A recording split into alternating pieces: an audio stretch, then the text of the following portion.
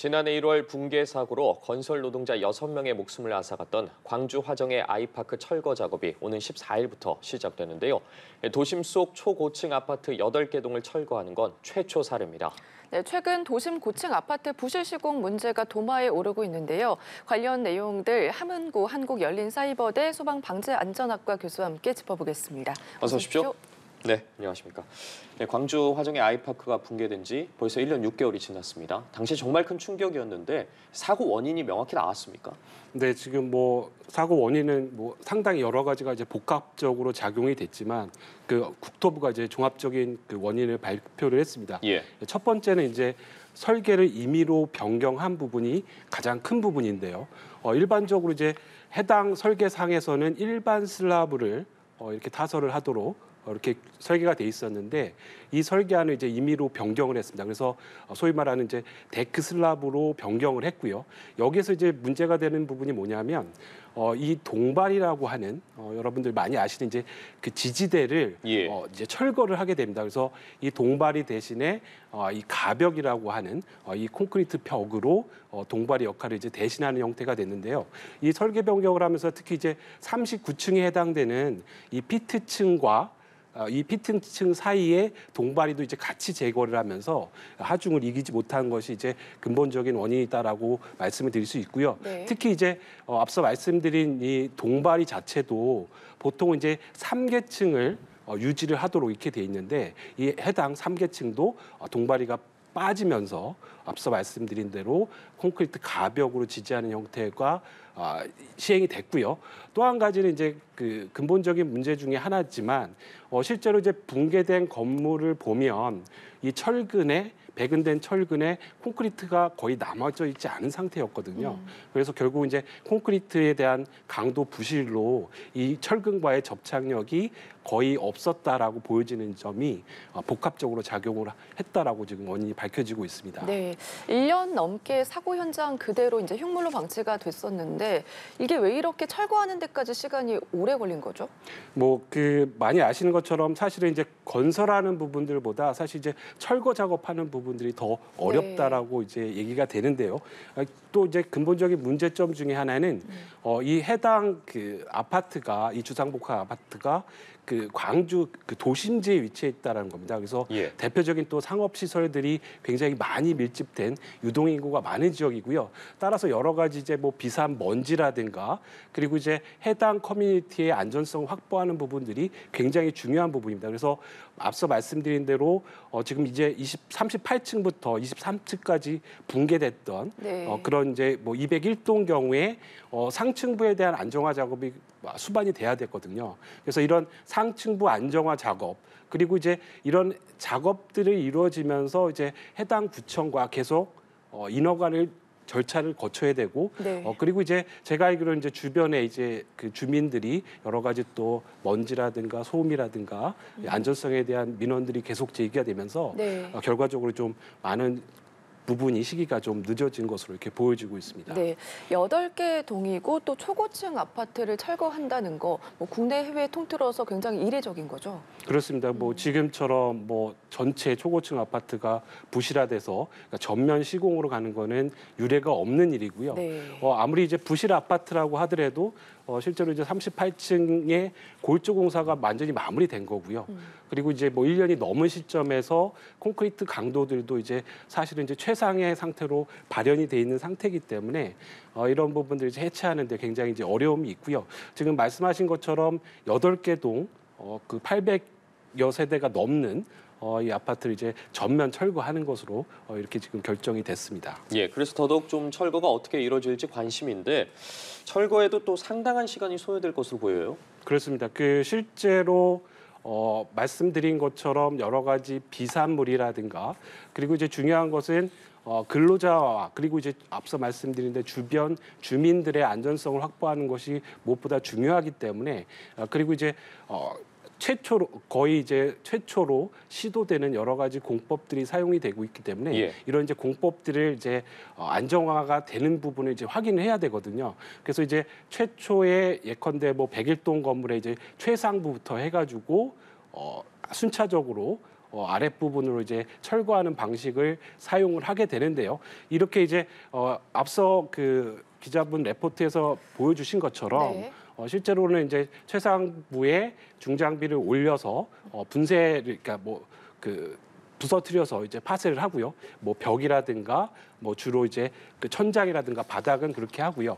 그리고 이제 기둥이라든가 외벽이라든가 이렇게 강도가 높은 것은 앞서 기사에서 보신 것처럼 네. 소위 말하는 이제 다이아몬드가 박힌 이런 줄로 된 톱을 이용해서 이제 그 톱질로 인해서 분쇄하는, 그러니까 해체하는 이런 방식이 사용이 되는데 여기서 중요한 것은 이렇게 톱으로 잘라진 부재들을 바깥으로 떨어뜨리지 않고 안쪽으로 잡아당기면서 이런 부분들을 그 가설물을 설치하면서 예. 작업을 해야 되거든요. 그래서 네. 상당히 지금 예측한 뭐 한층 하는데 한 2주 정도라고 얘기를 하고 있는데 이거보다 더 시간이 걸릴 것으로 이렇게 지금 보여지고 있습니다. 예. 특히나 붕괴 사고가 일어난 해당 동의 경우에는 가장 마지막에 또 철거를 한다고 하더라고요. 아무래도 좀 안전 문제 때문에 마지막에 철거를 하는 거겠죠? 네, 그렇습니다. 그 앞서 말씀드린 대로 이제 공사를 하게 되면 이제 시청자분들이 아시는 것처럼 이제 가림막이라는 걸 설치하지 않습니까? 예. 이제 보통 이제 비계라고 얘기를 하는데요. 이렇게 이제 가림막을 설치하는 부분들도 실제로는 그 해당 사고가 난 예컨대 201동 같은 경우에는 이 강도라든가 지지할 수 있는 부분들의 안전성이 확보가 어려운 상황이거든요. 그러니까 이런 부분들의 어떤 뭐 비계라든가 시스템 어떤 비계를 설치하는 부분에서도 상당히 오랜 시간이 걸릴 거고요. 그래서 지금 앞서 다른 동들을 해체를 해가면서 거기서 발생하는 여러 가지 이제 노하우를 바탕으로 해서 최종적으로 이제 마지막에 해체를 할 예정입니다. 예. 그런데 이 비계 설치의 경우에 뭐 100m 이상의 고층 건물에 대해서 뭐 적용된 실적은 많지 않다고 들었거든요. 그렇습니다. 그 실제로 이제 그 많은 분들이 아시는 것처럼 이제 비계라는 것들이 그 공사를 하면서 가설을 하면서 밑에 층에서 층층이 올라가는 예. 형태로 진행이 되는데요. 죄송합니다. 보통의 경우에는 이제 시스템 비계라고 해가지고 어떤 그 가설이 된 것들을 부착을 해서 올리는 방식입니다. 그래서 지금 201동 문제가 된 동을 빼고는 나머지는 이제 RCS라고 하는 시스템. 그래서 RCS요. 예, 그렇습니다. 그 레일이 있어가지고요. 이 클라이밍이 되는 시스템입니다. 그래서 여러분들이 이제 아파트 공사 현장을 가서 보시면 실제로 이제 거푸집이 통째로 이렇게 인양이 되는 유압에 의해서 통째로 올라가는 이런 것들을 많이 보셨을 텐데요. 네. 그래서 나머지 동들은 이 RCS를 이용을 해서 작업을 하게 될 거고요. 지금 앵커께서 말씀하신 것처럼 사고가 난 201동 같은 경우에는 이 실제로 시스템 비계로 적용을 해서 작업을 할 예정입니다. 예.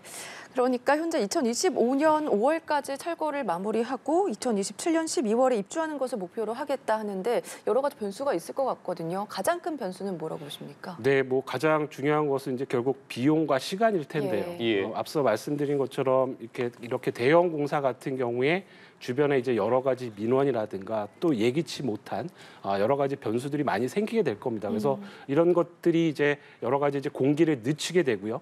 이 공기가 늦춰지면 당연히 또 상대적으로 또 비용이 올라가게 되고요. 네. 그래서 지금 말씀드린 대로 결국은 이 돈과 시간의 싸움이 될 것이다라는 부분이 이제 예측이 될 것 같습니다. 예. 사실 뭐 철거 비용이나 시간보다 가장 중요한 게 이 안전성의 문제지 않습니까? 예, 철거 작업과 재시공 과정에서의 안정성을 어떻게 담보하느냐 이게 관건일 것 같거든요. 지금 이제 뭐 사실 이제 이슈가 된 현장이고 사실 네. 그 현대산업개발도 처음에 건설할 때 지금 뭐 해체 작업에 들이는 여러 가지 기술력이라든가 이런 부분들을 좀 더 절반 정도라도 했으면 이런 사고가 안 났을 텐데요. 예. 그 실제로 이제 단위 공정별로 여러 가지 이제 뭐 구조기술사라든가 해당 작업의 기술자분들이 해당 공정에 대한 안전성을 체크하는 방식으로 해서 공사가 진행이 될 예정으로 알고 있습니다. 예, 화정 아이파크 붕괴 사고 이후에도 이제 비슷한 일들이 계속 벌어지고 있거든요. 인천의 검단 아파트 역시 뭐 사고 원인 광주와 좀 비슷한데 이 인천 같은 경우는 더 철거가 어려울 거다 이런 전망이 나오고 있거든요. 지금 이제 인천 같은 경우에는 이제 그 주차장 하부 쪽 구조물이 이제 문제가 된 부분이라서 네. 지금 더더욱 이제 일반적인 이제 철거 방식이 당연히 이제 상부부터 내려오는 방식이기 때문에 예. 어떻게 보면 이제 지하층을 이제 보강을 하고 네. 상부를 또 올라가야 되는 그래서 앞서 그 저기 광주 화정보다는 더 이제 어려울 것으로 보이고요. 그리고 이제 물량 면에서도 예컨대 이제 그 검단 같은 경우에 1,600세대가 넘거든요. 광주의 거의 2배가 되는 수준이기 때문에 천문학적인 비용이라든가 이런 분들이 같이 고려가 돼야 될 부분이라고 보여집니다. 예, 아무래도 지하층까지 철거를 해야 하기 때문에 더 많은 시간과 비용이 필요할 것으로 보이는데 최근에 또 장마 기간이고 비도 많이 오지 않았습니까? 이 강남 신축 아파트에 침수 피해가 발생을 했거든요. 이거 그냥 배수 문제라고만 보기는 좀 어려워 보여요. 지금 뭐 아파트 그 관리하시는 분들 입장에서는 실제로 이제 그 배수 쪽에 문제가 있다라고 얘기는 하고 있는데요. 예.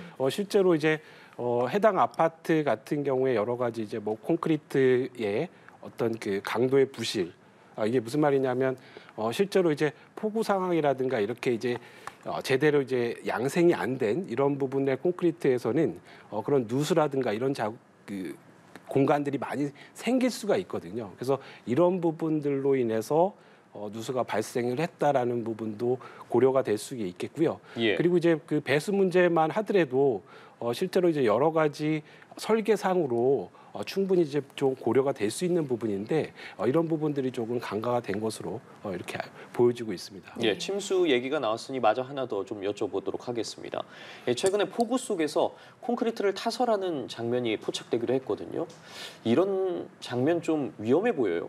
그렇습니다. 그 지금 뭐 광주나 뭐 다른 여타의 그런 부실 아파트의 가장 큰 문제점 중에 하나가 결국 이제 불량 콘크리트. 그러니까 예. 이제 이 레미콘이라고 하죠. 그래서 결국은 이제 시멘트와 물과 자갈, 혼화재 이 비율이 이제 굉장히 중요하고요. 이 비율이 콘크리트의 이제 품질을 좌우하게 되고 이 콘크리트가 품질이 좋아야 강도가 유지되고 이제 안전성을 확보하는 이런 연쇄적인 흐름이 있는데요.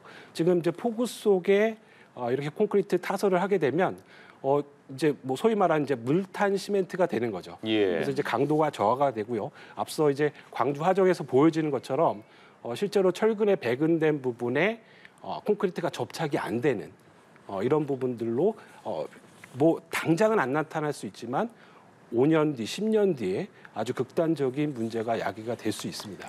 네, 아무래도 이런 피해 사례들이 계속해서 나오다 보니까 불안한 거는 시민들일 것 같거든요. 앞으로 어떤 좀 대책이 필요하다고 보십니까?